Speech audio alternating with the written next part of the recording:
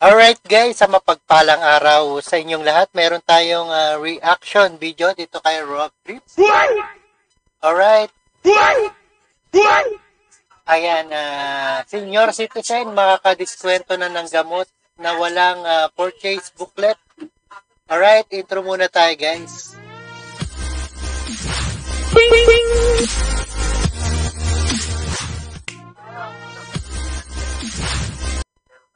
Alright guys, na mapagpalang araw sa inyong lahat. Inalis na ng Department of Health ang paggamit ng booklet sa mga senior citizen. At para lang makakuha ng diskwento sa pagbili ng gamot. Alright, panoorin po natin dito sa ating UNTV. Hindi na kailangan magpakita ng purchase booklet ang mga senior citizens para makuha ang 20% discount sa gamot at medical devices. Inilabas na kautusan. Ayan, 20% pala, no? Pag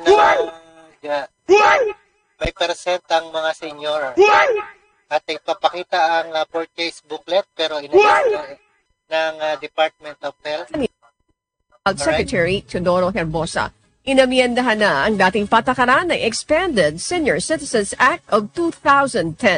Layunin ng bagong kautusan na alisin ang mga abala sa mga senior citizen at gawing mas madali. At abala lang daw pag may purchase booklet, kaya inalis na ito. Ang haba kasi ng mga pila, no? Lalo na dyan sa mga Mercury at iba pang mga bilihin. Pag-avail ng kanilang benepisyo. Kaya pag-avail ng kanilang benepisyo at kaya tinanggal na ang purchase booklet.